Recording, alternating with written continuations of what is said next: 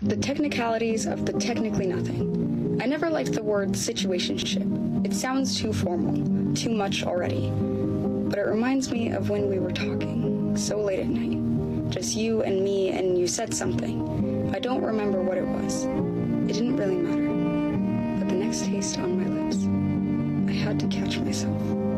Or, I love you. And that wasn't right. I can't love you. I don't even know you. But a part of me already does. In the technicalities of the technically nothing, there's something saying I do. What the hell is even that?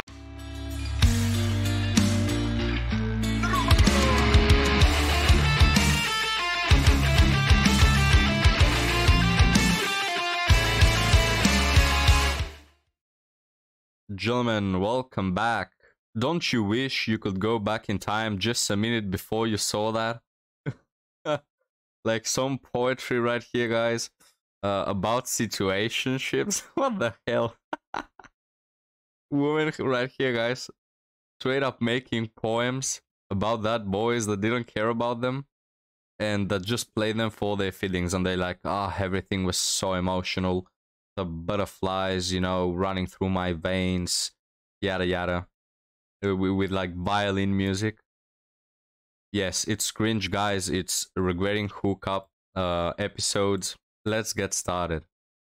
If he's not your boyfriend, do not do these things. Don't put that thing in your mouth. Girls, you know what I'm talking about. Don't suck it. Don't do it. That's for husbands or boyfriends only. Don't sleep at his house. Like, you just want to hang out, chill, and just go home. I just want to be on my own bed. I don't want to be at this guy's house that I'm not even with. But yeah, only my boyfriend can see my bed head. Don't take any items of clothes, because you'll get home, put his hoodie on, but oh my god, this is so cute, like, and then his smell and his cologne, you just don't want to go down that route. You will catch feelings, just don't do it. Even if it's his birthday, do not give him no gifts. Do not spend your money on that man if you're nothing serious. I mean, maybe get him a birthday card if he's lucky. I know that's a good advice that I'd like men to take. You know, if she's not your girlfriend, if there is no commitment to be found, don't pay for crap. You heard it here first, gentlemen, from a woman, in fact. Okay, so don't do it. Don't pay women who are not going to lead into anything. Beautiful advice. But yeah, I still wouldn't. No meeting friends or family. Don't do it, because that's his personal circle. That's like serious business. For me, I'd rather just stay out of it. Just me and him, private, you know. Obviously, no posting on socials, because I don't even post my own boyfriend on socials. What makes you think I'm posting a quick link? Absolutely not.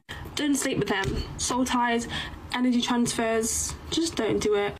Do not be loyal, because this man is not loyal, I'm telling you now. What? This man definitely has a roster lined up. Like, you're not the only one, sorry to tell you. Again, guys, you can just see, I feel like I mentioned this on every video, but it's true. You can see the type of men these women are after. Most men don't have rosters. The hell you talking about? Most men, they can't like go on a single date. Like, they have dating apps and they meet with a woman like once in 3 months. The average man, you know. But these women, guys, are dating men who have rosters. It's like, what the hell, man? You really mean to tell me that you're basing your whole dating experience on that 5% of men? Well, of course you are, actually, because it's the only ones you will date. It's the only ones you will give a chance. You know, she was going so well until she reached that bullcrap statement right there. And again, I don't seem to find the logic. If you don't like men who have rosters, why do you have rosters? Yeah, it's like they think that it's fighting fire with fire. It's fighting bullcrap with bullcrap. If you don't like men who have rosters, why would men want you when you have a roster? Are you that naive?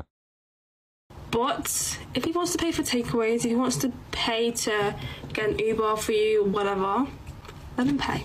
Don't feel bad. Do not feel... The double standards were the only thing missing in this video. Guys, you know, all of those things, you know, all the previous ones, I agree with. You know, if you're a woman with self-respect, don't do those things for just any man. And when you find a man that wants to commit, he will value that you know, have given yourself to him, that you are invested in him, that the relationship that he is getting and the privileges that he is getting are just for him. You're not community property. I agree with all of those things. But then, you know, the only problem is you haven't been following your own advice. So get back to the first advice. Don't suck his banana. You've already done that, you know. You've already had sleepovers. You've already taken other men's things into your house. You've gifted them things, you know, emotional exchanges. You've met his friends and family. Maybe you haven't posted. Well, you're posting it about right now. You know, you're posting about your cringe dating life. You've slept with everyone on the first date. You know, and then the only two things that are true that you followed is that you haven't been loyal and you've, you know, went on dates just for the free meals. It's disgusting. No man wants a girlfriend like you. You can be attractive, okay, but that only gets you so far. And so far means one night stand. You don't deserve anything else because your advice was true, but you didn't follow it. So, you know, stay for the streets. Feel bad. So yeah, I'm quite a hypocrite because I've done a few things. Ironic. But this is what I'm telling you guys from my experience. Please learn. Please don't do these because you will catch feelings and die. Situationship breakups are no joke because it's like, how are you supposed to be sad over someone you were never really with? Why am I sad over a man that wasn't even mine?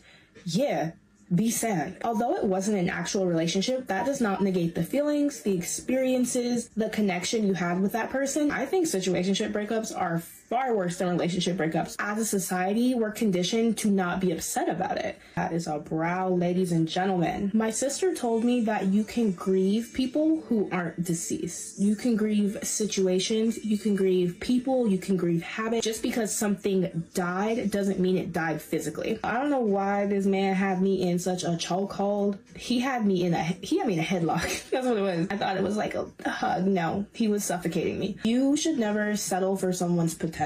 Lack of urgency is unattractive. Lack of commitment is unattractive. If you ever have to question about how someone feels about you, you have your answer. So where am I right now? We are in our healing phase. Besides get out, advice to anyone in a situationship is feel it. Don't act like you're not sad because they weren't yours. Don't try to play yourself like you don't feel some type of way because you do. And that's okay. Go to a rage room. That helps. Trying to do your makeup without crying is really hard. That being said, we're sticking to the NBA wife fantasy. Not even fantasy, because it's going to be a reality one day. What we're not doing is settling anymore. Suck curls eat every time. I learned two very valuable lessons. One, sometimes God takes you out of situations because you won't remove yourself. And second, God takes things away from you to bless you with something better. Guys, so we have this woman here. I think she's cosplaying a tree, but don't quote me on that. And we just had to end the video with God. I swear.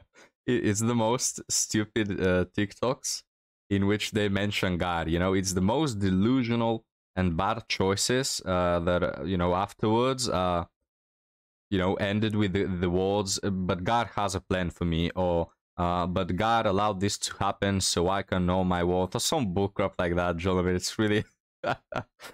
And it's really, like, no, not offensive because I don't care about these women, but kind of like disgusting how a lot of women, they grieve more over situationships than ex-husbands. It's disgusting, guys. Like, imagine the reverse scenario where a man has spent 10 years in a marriage and he gets out of that marriage and then grieves more about a two-day hooker with whom he lost contact or something like this, or he wanted to have a relationship with a hooker and she wasn't interested because she's a hooker, and she, you know, grieved more about that 304 than about his 10-year-old marriage with you know, in which he probably had kids.